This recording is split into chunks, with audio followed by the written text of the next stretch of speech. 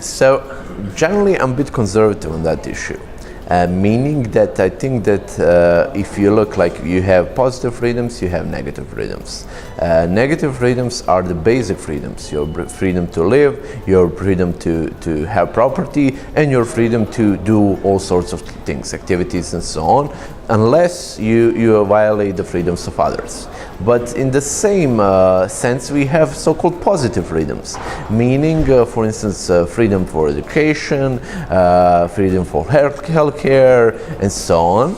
And now, which is maybe, that's why I said I'm conservative, which is a trend, freedom for all sorts of kinds of rights and so on. So lots of people today, for instance, they say, like, internet is a freedom, internet is a human right. I think that's something negative, like we have negative tendency, meaning, like, a person should only have freedoms that someone else doesn't need to pay for that, like basic human rights. And we have a strong consensus on that term. But if you, like, want to ask for more freedom, you actually, in a sense that someone else needs to pay for that, mainly the government or taxpayers, we end up in the trap that freedom becomes a privilege. So you're not actually demanding more freedom, more rights, but you're demanding more privileges. And I think the main question of the future of freedom will be, for the next generation, is how to create a distinction between freedom and rights and privileges. I think right now we are having all kinds of conflicts where people, for instance, think that they have privilege to this, and they actually interpret that and they think that as privileges that they're actually human rights, basic human rights. But why is this important, or why I'm speaking about this? If we tend to, have a broader view of freedom, that's good in a sense, it's okay for the future generations, but it's bad in a sense that we actually lose the main focus of freedom, and that's on life, liberty and property. So meaning, like, when we go in the privilege area, when we say, like, that's freedom, that's freedom, that's freedom, that's freedom, we actually lose the focus from the truly freedoms of the individual and so on. So that's, I would say, will be the main philosophical problem of the future.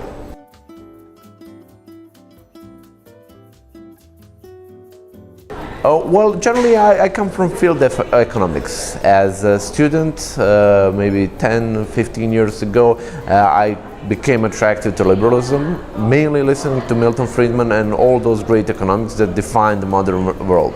When I think about liberalism, I think about taxation, I think about government printing money, I think about government regulations, barriers to business and so on.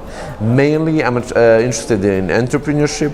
I think that people who start their own businesses are truly heroes of the modern time because they take their own capital, take the risk, and benefit from that, but also employ whole much of people and also benefit the economy, which is really great.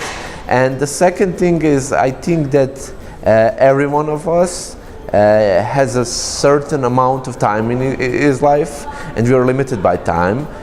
Time is actually the resource that we spend on daily basis, like just second passing and so on. And I'm really interested, and I think all of us should be interested, is how do we spend that time? Do we spend that time on ourselves, on our families, people we love, or do we spend that time working for the government, paying taxes, doing all those bad things? So I'm truly passionate about that, and my general vision is actually to just try to help persons to get some more time from themselves, from their family, children and so on, and less time for the government.